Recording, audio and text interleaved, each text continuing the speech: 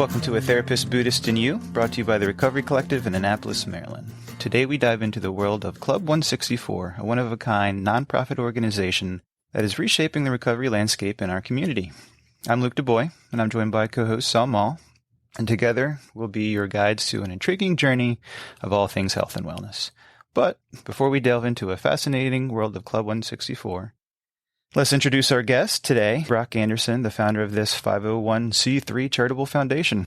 Hey, welcome, Brock. Thanks for having me. Thanks for joining us. And you're part of the Annapolis community, and we're based out in Annapolis, where the Recovery Collective is, and a lot of our recovery is here in Annapolis as well.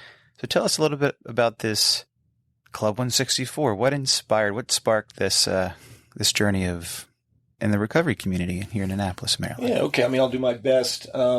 So I think what really probably drove the idea of Club 164 was I'm kind of being a business guy. I'm kind of a numbers guy. And, I really, really am passionate about the program of Alcoholics Anonymous. Mm-hmm. And, I did the program the way it was shown to me, which is basically it's a 12-step program. And I had a gentleman who was willing to make it very simple for me and walk me through the process of the 12 steps as they're outlined in that book. And, I got what they told me I'd get, right? I got a life. For the first time in my life, I felt completely free. I felt like I finally belonged here. I felt like I finally knew my purpose. Just the 12 steps just did for me something that was spectacular. So I've always felt like ever since I got sober years ago, I always felt, that basically I can't give back enough. And so mainly throughout the years, my main way of giving back was, be very supportive in meetings, more importantly, take people through those 12 steps. But going back to how I started, as I was being a businessman, I would drive around in the restaurant business, and I'd be driving to the restaurants. And what would go through my head is, it just seemed like, for whatever reason, the success rate in the program was not going in the right direction. So then I did a little more homework and started looking at some numbers, and realized that actually it isn't going in the right direction. Mm-hmm. And I actually just had a coincidence, has nothing to do with this podcast. I just always try to keep up on it. I just looked for some reason just 3 weeks ago, and an example would be AA peaked in 2001. So that was its peak membership level. And it's about 5% down today from where it was in 2001. And, in the beginning, as we all know, in those first 16 years, they were at about a 20% growth rate. Mm-hmm. So when I start looking at those numbers, to me, just kind of also having that business mindset, I just immediately say, well, if we don't change something, or try, I shouldn't even say change something, because I firmly believe Alcoholics Anonymous is the way to get sober. If we don't try something different, well, somewhere we're missing it, is I guess the best way to put it. Somewhere we're missing, we've lost something that they had either back in the early days or stuff like that. Mm-hmm.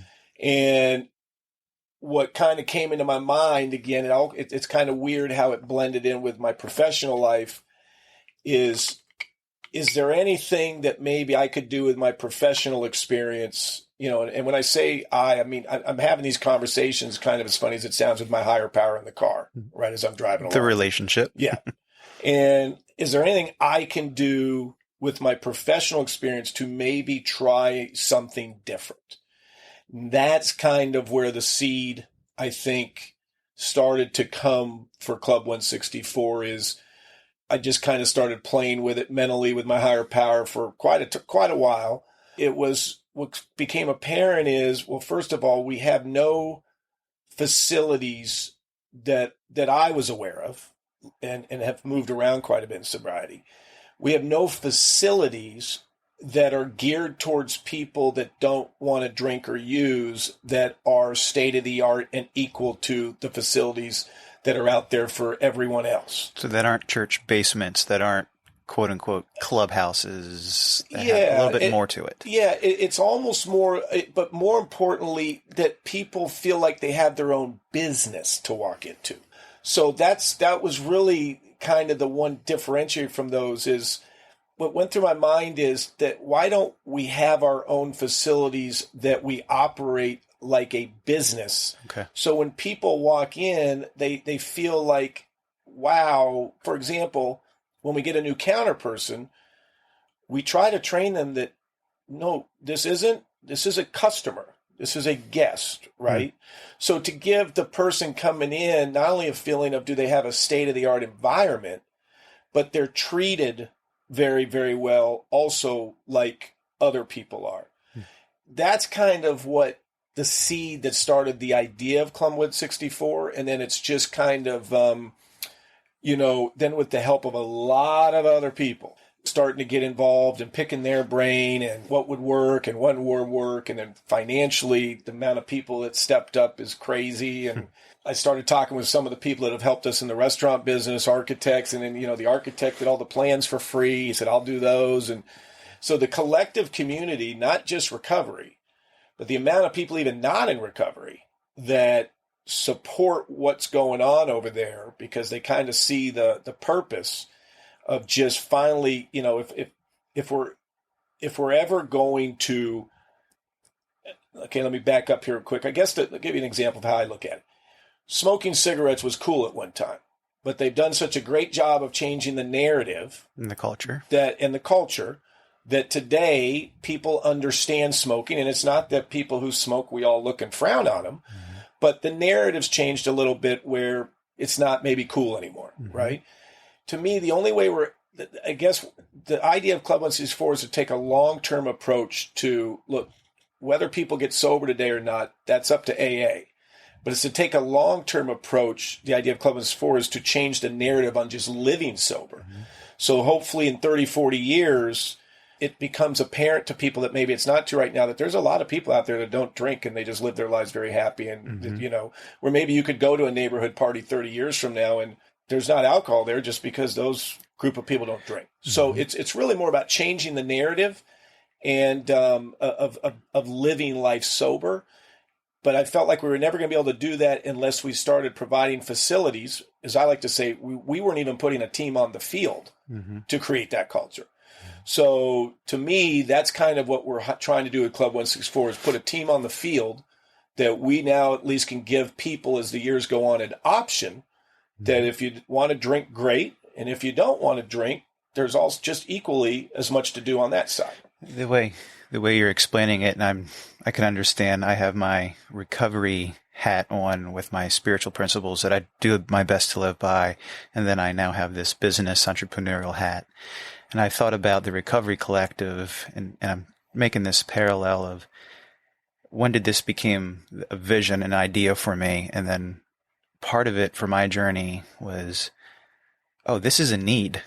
I try to create some things that were a need that I didn't feel exist in other aspects of therapy and treatment and things like that. And that's kind of what I'm hearing you say. It's, here's an idea, you're in the car, and then it became more obvious and apparent that, no, this should be a need. This is the way I hear it. Yeah, I like the way you started out with the numbers. I like numbers too.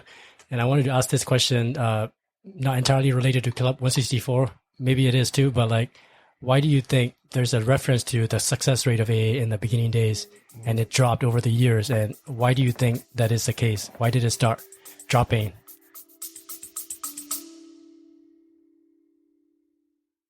Hey listeners, we've got something extraordinary to share, a chance to reshape your journey no matter where you are. You're familiar with Zal Mal's insights on our podcast, but there's more. Through the Recovery Collective, he offers life, mindfulness, recovery coaching, and meditation groups guiding you toward a fulfilled and mindful existence, no matter your location. Zal's journey from a Burmese Buddhist novice to a skilled practitioner equips him with timeless wisdom and contemporary strategies. Whether you're navigating life's shifts, seeking clarity, or pursuing self-awareness, Zal's coaching serves as a compass guiding you toward success. The best part? Zal's approach centers on your growth and empowerment. He equips you with tools to tap into your inner strengths for continuous evolution no matter where you are. Ready to take that next step in your personal growth journey? Connect with Zalmal and the Recovery Collective at 240-813-8135 from anywhere in the world. Investigating in your journey reaps immeasurable rewards. Let Zalmal guide you toward resilience, clarity, and empowerment no matter where life finds you. Now, let's transition back into our conversation. Stay tuned, stay curious, and keep your journey growing.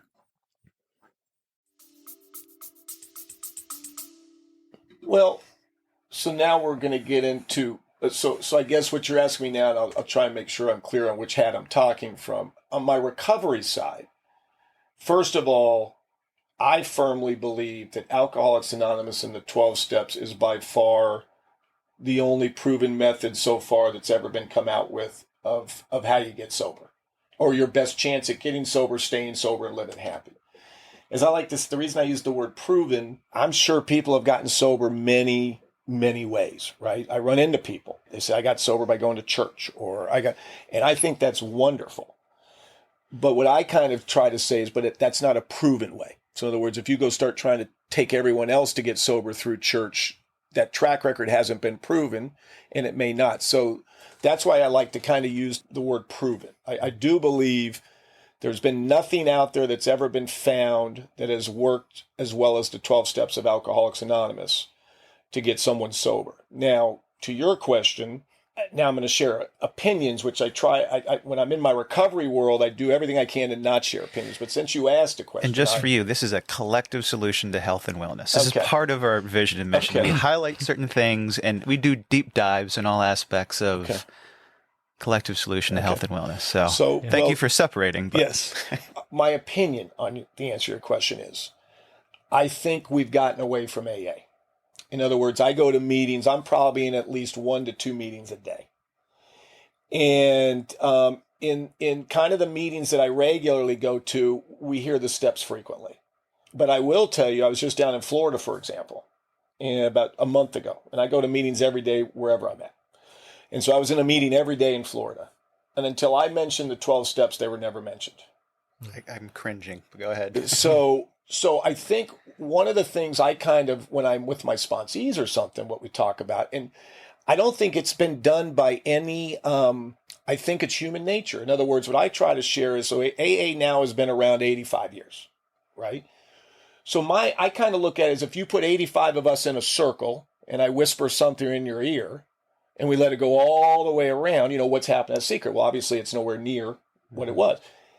Well, then to me, it's only almost even logical that there's a chance that's happened with Alcoholics Anonymous, right? Mm-hmm. So unfortunately, there is a program. The directions have been written down as the 12 steps, but it would almost only make sense that, over the years that, possibly we've wandered off from the original intent or the success of what made the program work. Whereas that's maybe, why I'm sitting in meetings and I hear you never recover, for example, right? You're always recovering.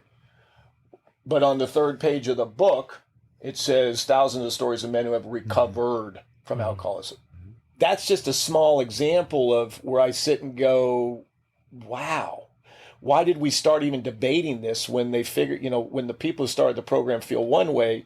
I remember I went to my first meetings for my first year. I went to about 365 at least. I say more like 1,000 because I didn't even work my first 6 months. And it makes sense, right? Because I'm in those meetings, and if I don't know any better, I'm walking into an Alcoholics Anonymous meeting, so I just feel like everything I'm hearing, this is AA, what it is, right?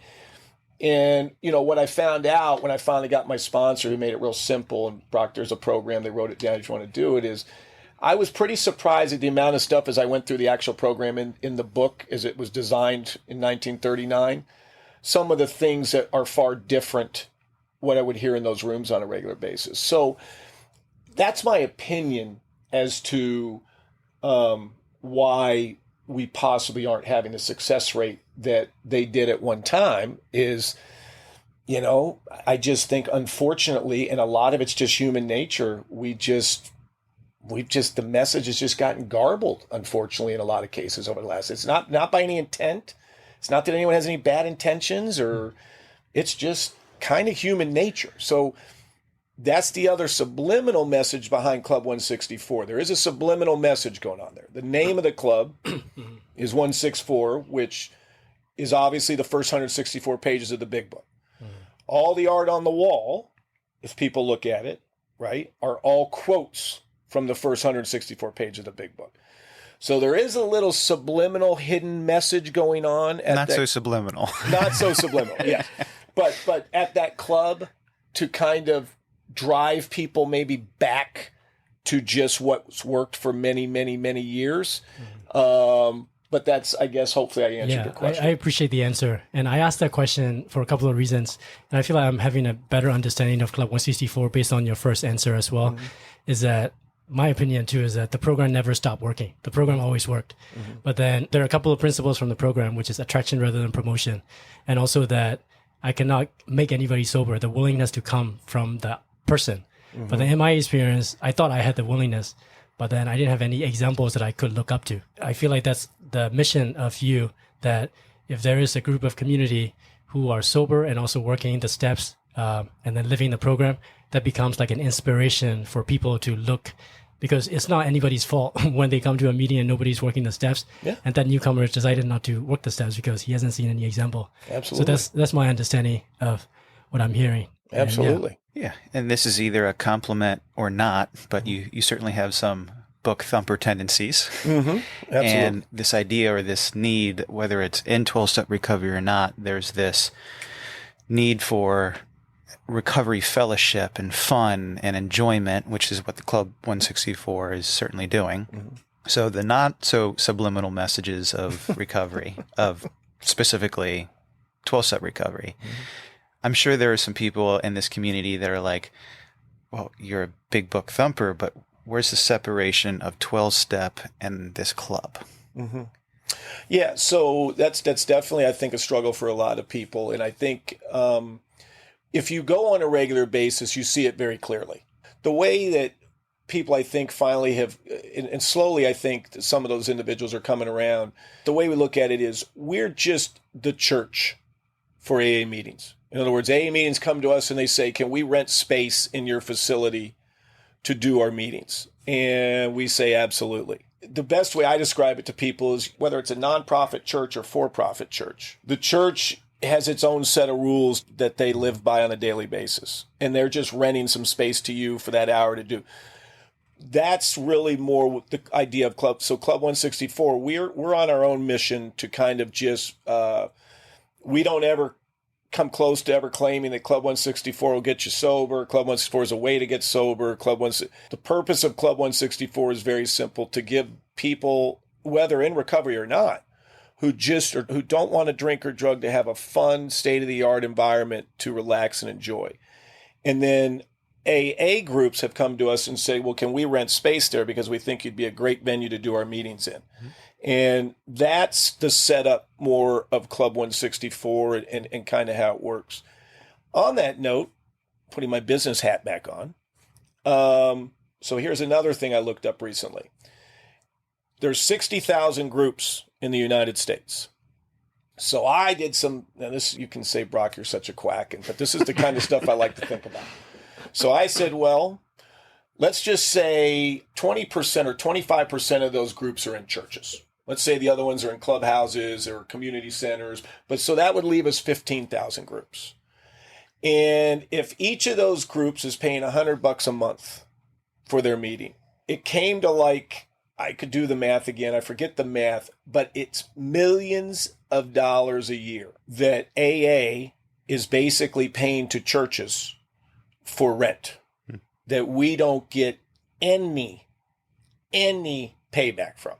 So in other words, when I'm at a church and I put $1 in the basket, maybe 20% of that's going to get to GSR, but most likely the other 60, 80% is going to rent, right? So my brain works, well, why wouldn't we then also as a community, if we could build facilities, why wouldn't we take, because I can tell you this, every dollar that goes in a basket at Club 164, every penny goes back to fighting the illness that we're all there for in the first place.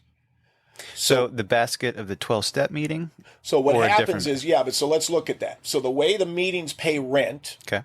is they pay rent 70% of whatever's in the basket. So the nice thing about that, in our opinion, is we've had people come to us who would never be able to start their own meeting because don't know if they're going to have any following, right?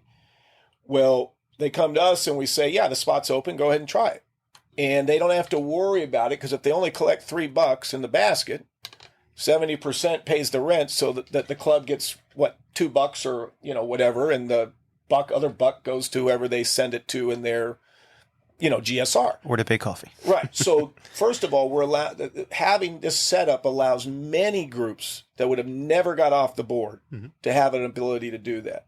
The second thing is, on most of the AA meetings at the club, yes, so 70% of the basket pays rent, which they got to pay at any facility. Sure. Right? And then the other 30%. But the difference is the rent they're paying here is it's going to a nonprofit that its whole purpose is set up to serve the non-drinking, non-using community. So that's another way my brain kind of works is I sit here and go, well, then why wouldn't we have state-of-the-art facilities that kind of, are there for sobriety, and that's their whole purpose. Why would we not want to reinvest that $17 million in facilities for people who want to live life sober if we can conquer two birds with one stone, than necessarily just give it away to individuals who have, they have their own mission. Sure. It's not that they have a bad mission, but they have their own mission.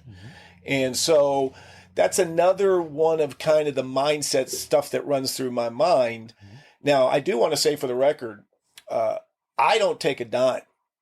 And Bill, who's there every day from probably 5 a.m. to 1 p.m., doesn't take a dime. And his role? He runs it. Okay. He runs it. So even at the top in our nonprofit, it's all service. So that's the other nice thing is literally every dollar goes, there's no salaries. And then the only people that do make money at Club 164 are the people who work the counters or the people who work in daycare, and they're usually in recovery. So we're also now employing people early in recovery usually.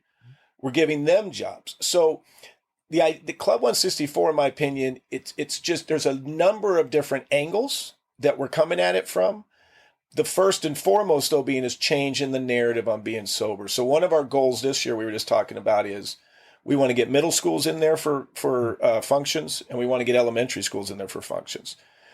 Because we can close the door, and AA actually doesn't have to enter through the club. They can actually enter through a different door and still achieve their purpose of renting the space. And the idea kind of our mindset about it is if we can start getting them in younger, and then you figure 4 or 5 parents will come with them as chaperones, then we're starting to expose at a very young age, and even some of the parents who may have not even been aware this lifestyle's out there, we're going to start hopefully exposing people to at a young age that there is sobriety out there. And I think it's important to highlight that's the nonprofits. Absolutely. Vision and goal. Yeah. Absolutely. And it sounds like the meetings understand, hey, 70% is for this nonprofit that we roll back into nonprofit recovery related things. I don't even think they look at it as that. I think they just look at it as 70% is for rent. Yeah. I don't even think that, which Sure. is what they'll pay wherever they go. But hopefully maybe after this podcast, people will start to understand a little more that, yeah, it's rent. But if we have a choice of giving our rent to a facility that was completely built by donated funds and people of our world, or giving rent to this church who really, God bless them, they have their own mission, but we're not really, then I don't know, it would make more sense to me to give our rent to someone who's going to completely give it all back to our lifestyle. Do you remember what your vision statement was from May of 2019? Well, I know today it's make sobriety fun. Okay. I'll read it to you. Yeah, go ahead. Hit it. Club 164 is designed to provide entertainment and social outlet for people who choose to live life sober. The facility will be comprised of a full non-alcohol bar, billiards, shuffleboard, ping pong, lounge area, state-of-the-art audiovisual system, and 12-step meeting space. The club will host daily social activities, annual celebrations such as holidays or similar events, and 12-step meetings. So see how far we've come. We managed to sum all that up in 3 words. Make sobriety fun. Make sobriety fun. That's it. That's awesome. Yeah. But I do remember that actually. Yeah. Yeah. Absolutely. Cool. And coming from a world of treatment and recovery, and before this, care and prevention of injuries, the idea of getting younger people involved. So what does that look like in the future with the middle school? And so the idea behind that is, again, as I like to say, if Club 164 ever achieves its goal, I'm going to be dead, because the idea of Club 164 is to start changing the narrative, as I've said. So almost like turning a cruise ship, right? So ideally, there's not supposed to be just one Club 164. Ideally, if the vision was hit, you would have Club 164s throughout the country, right? And create almost a movement like they did in other things, whether it's smoking, or a movement of where all of a sudden the sober lifestyle, whether you wanted to partake in it or not, was now much more a part of the mainstream environment, where it was now more out there. Just, whereas the example I give is, I raised 3 kids in this area, and I have no problem with people drinking. Alcohol's never been the problem. I'm the problem. But and so we would go to the neighborhood parties. And even then, when you would say, no, I don't drink, when someone offered you a beer, there was a little pause, right? So the idea behind the long-term vision is to get rid of that pause. And so the idea of getting them in younger is, all of a sudden we just start exposing younger people to the fact that there are facilities out there that their big thing is they just don't want to drink. They don't drink. They don't, and it's the norm. That it's the norm to them. No, I don't smoke. Yeah, exactly. Just that, but they don't. There's nowhere really right now I can think of that you can take really anyone, or even myself. That was kind of one of the driving forces. I started thinking, well, where could I go that's state of the art, that is equal to the facilities that are out there for just other uses, whether it be fitness centers, restaurants, bars, entertainment. Where could I go today if I wanted to, that the focus really is just being sober? And there wasn't any, which to me, that's what I'm saying. So the idea of Club 164 is to just start changing the narrative slowly, but we're not going to be able to do that. And so you get them in young, but I'm also hoping if you get them in young, like I said, they're going to have some chaperones with them, right? Mm-hmm. So let's say 10 chaperones come, and we just get one parent who it never even occurred to them that not drinking was just something that was even done. Welcome to my world as a therapist. Yeah, right. And so then we're achieving our goal, right? Mm-hmm. Because, for example, this year, one of our big movements is going to be, we're going to be doing tailgates at all the home Navy games. Oh, nice. And we're going to have the big Club 164 flag, and we'll put out on social media where we're at. We're going to be doing the burgers, dogs. Again, it's all about infiltrating sobriety into the mainstream kind of. So we're not going to be out in the parking lot saying we're sober, waving our arms, but it's about infiltrating sobriety. Take people who are trying to get sober, let them realize it can be done. But as important, almost on the Club 164 side, is to just, again, continue to, and if we can get 3 people in that parking lot who go, who are those guys? Then we're slowly transition. To me, it's the fine line that, the way you're saying it, is not a fine line of attraction rather than promotion. You're using a 12-step principle and using it for this nonprofit. They go very parallel together. Absolutely. Yep. And sometimes it can be confusing to people, but it's not the way you're explaining it. Mm-hmm. Yeah. So you're very passionate about the fellowship and AA and the program, and I can sense it. And I am quite passionate about fellowship too. Not sure if as high as you are, but one thing that I feel super grateful for about the fellowship, it's the fact that it is so unique. Because as you were talking about AA, because it was never part of my culture, and I grew up in a different country, and then to connect that with what you're saying about changing the narrative of people who are sober, making it fun.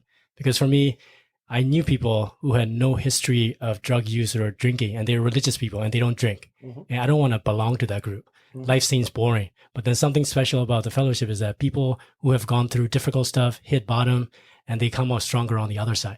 To me, that's where the attraction is, So like for me, there's something more powerful about that. And because the narrative it's different back home. Like if you are a good person, you don't drink, you know, and that kept me in the dark for a long time, that I felt like I was a really bad person, you know, for drinking. Everybody else has figured it out, but I haven't figured it out, you know? So for me, the growth there is, the better of like, this is an illness that we suffer from, and there is a way to get recovered from it, and having a fellowship. And then, you know, I do go to Club 164 quite often. I haven't been to a lot of meetings there, but I do go there to play ping pong, which has been fun. Yeah. And that's been really true in my alcoholism and recovery too, that, you know, connection being the opposite of addiction, you know. Absolutely. Because there are activities in my life which I thought I needed to be drunk to do it, and that limited me not to be in recovery.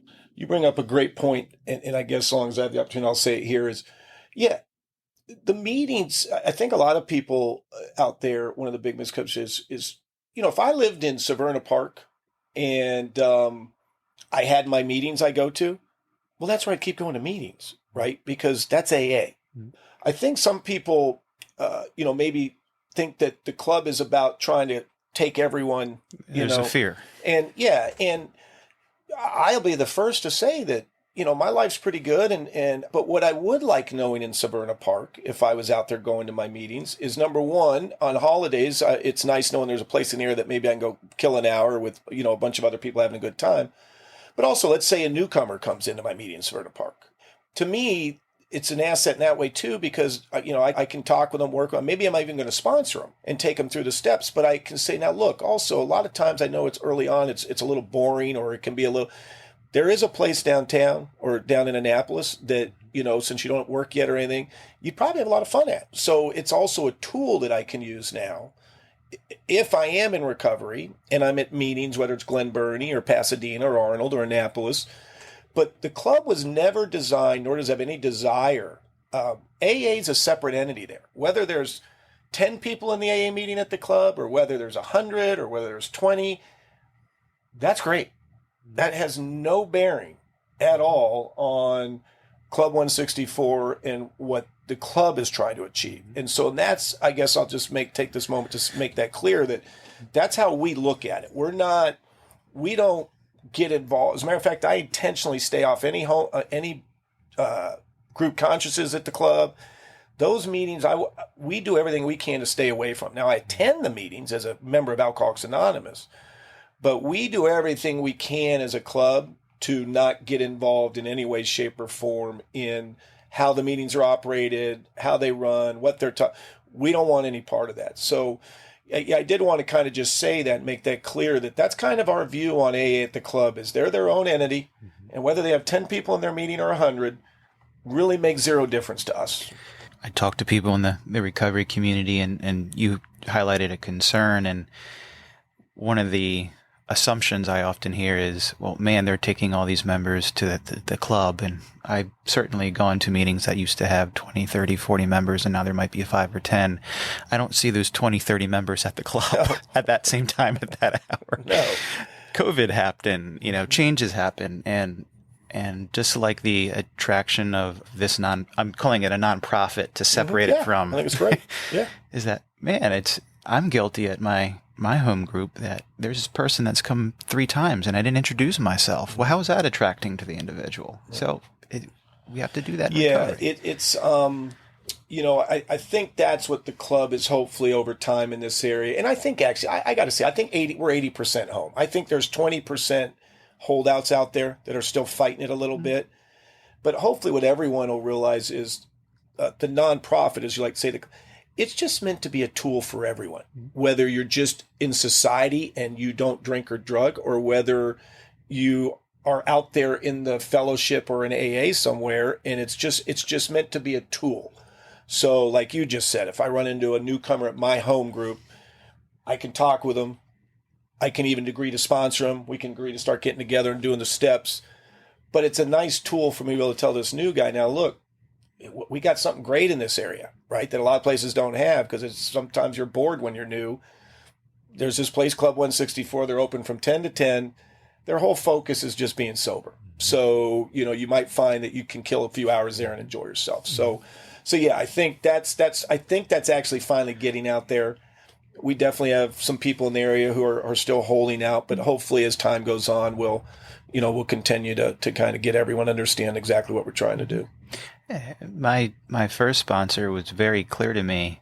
His experience of what a good meeting was the big book and the steps, because I might hear someone say a whole bunch of stuff in their version, but it might not be 12 steps. So I tend to gravitate towards 12-step meetings, literature meetings, tradition meetings. Absolutely. And then he said, if you don't hear a higher power shared in a meeting, then it's not a meeting of Alcoholics Anonymous. So that's always resonated with me. And whether that's in a church basement, there used to be some meetings in town years ago that were in bars. There you go. That's right. What is the message that I need to hear? And I think part of the dissension of attendance is it's our job as members of a 12-step fellowship to talk about 12 steps. Well, now I will say, and it's not putting the nonprofit there, but I will say, remember how the whole idea kind of came about of AA, the first seed that was planted was that the numbers were going backwards, right? The one thing I will say we are witnessing at the nonprofit, when I talk to the AA groups, there are busy times in the meeting, and I think that might have to do, though, with some of what we started this conversation with is it is fun walking in there, right? So if you're a newer person in recovery, right, and you walk into the club today to go to your meeting, there is like, wow, kind of effect, right? Versus when I was new and I walked into the whether it's the basement or the community or wherever, right? It was just kind of, okay, I'm here. And we are noticing, and I'll give you an example. The AA group shared with me that in the months of, and I haven't even kept track all year, but in the months of February and March, there was over 21-year celebrations in that building in those meetings that take place there. So that's maybe does say something that, hopefully the whole reason, going back to how we started this conversation of kind of the idea of can we kick a little maybe 21st century in here, to just the environment, it may be grabbing hold a little bit, which is kind of exciting as well. Yeah, I'm really happy that we got a chance to get together, and I appreciate you, taking space and then sharing what you had to share. It really clarified so many things. And what jumped out to me from this conversation is about the fact that I truly believe that spiritual principles are fundamentally universal. It doesn't matter which religion, which practice you do. And the most important thing that I've seen is the aspect of service. So that's why AA still exists today. Absolutely. That's also why some religions still exist today. And I hear that a lot in your what you have said about being of service. As long as that's in the forefront of our mind, higher powers got our back in a way. Absolutely. But then one thing that I have heard in the rooms too is about more will be revealed, which describes life so well, But then I need to have faith and trust that I'm practicing the principles wholeheartedly, and then a lot will be revealed, which will catch up. So that's what I get out of this conversation. Yeah, and we recently had someone share their 12-step principles to everyday life in a previous episode, which is kind of what we're talking about here. And let's highlight some of those things. You mentioned ping pong. You guys recently had the nonprofit had Orioles bus trip to a game. You guys do trivia nights, ping pong. You have touring comedians. You've got started movie nights, and of course football time. What a big time for that, and a place to go during the holidays. Anything else that I'm missing that are? No, I think you're tapping it. Yeah. Is there anything that makes you cringe because you hear it called sober bar or club or anything that in terms of the culture that you'd like for it to be known, that sometimes people use a connotation that you'd prefer it not to be called? Yeah, I hear what you're saying. It all kind of works. It's fine in its way. Yeah. I don't really have it. I kind of what Zaw just mentioned. All we try to do, I should say, is go to bed each night and ask ourselves, are we doing what we think is best, right? And we really feel very strongly, and I'll speak for myself, I should say, that this is exactly what we're supposed to be doing. And so because of that, like Zaw said, we just feel eventually everything will be fine. Hey, maybe it's not for everybody. That's okay. That's okay. There's never, as I like to tell everyone, it's not a competition. We're not, We're just out there trying to do what our higher power we feel is guiding us to do. And if someone else's higher power is guiding them a different direction, then that's wonderful. So I got to be very honest. I don't ever really find myself worried about the club or what its impact. As a matter of fact, I find myself more often than not usually settling people down who come to me and go, "Brock, you're not gonna believe," and I'm like, "It's okay. Mm-hmm. It's all good. It'll all work itself out." So yeah, I don't really have anything out there. I hope that everyone eventually will, whether they need the services or not, will understand the benefits of it. But that may never happen, and that's okay too. Mm-hmm. That's okay too. It'll all work out. I know part of the vision is more Club 164's moving forward. I don't think nonprofit is just overflowing with finances. But when it comes to being in the green, you said it goes back into the nonprofit. Absolutely. Is there part of a vision in the next 2, 3, 4 years to open something? There's some communities like Bel Air and Maryland. So you hit the nail on the head. So one thing I will say, we've been very fortunate. It seems like the state and the county are seeing what we're trying to do. And one example is the state just gave us a grant for this year to put the daycare on 7 days a week. Wow. So they're funding that for us. Wow. And so big deal for every mother and early. It's huge. Oh. It's huge. So starting Monday, 4 to 9 p.m., Monday through Saturday, there'll be free daycare. And then Sunday mornings, we're going to do it from 8:30 to 1:30. That's great. And then the county's also come around the last 2 years, and they've given us a little money to put. So to me, our way forward is it obviously, and the other thing I will tell you is that no one understands is we have now these are people in the recovery community that have come in there and obviously support what we're doing. We have about 105 what we call ambassadors now. What that is they have gone on our website and they have signed up to make a monthly donation reoccurring. And so what's interesting is the funding definitely is going to have to continue to come from within our own community. And it's been many people who have stepped up to do that. But the goal hopefully is if we could partner up with the state, if they see the success rate that, that they think the space, the idea of the club, and then with the recovery community renting space and all kind of the synergy between it all working, if they feel like it's successful, then maybe we can even get them to come in and say, you know what, we'll put up the funds for the next one and let's see how that goes. And then to at least construct the next one. So we're looking at it from a number of different angles, but we definitely would like to see more than just the one Club 164. That's awesome. Yeah. My personal 2 cents, it's also the fact that at the end of the day, the more meetings there are, the better. Absolutely. Because I would not have found my way into the program if there wasn't a meeting on campus where I was going to school at, So whoever started it, I'm super grateful. So that's how I look at it in the grand scheme of things, because meetings are a great place to get introduced to the program and see some examples. Again, I didn't have any examples where people are sober and happy. I was sober and miserable. So I was like, why do I even want to be sober?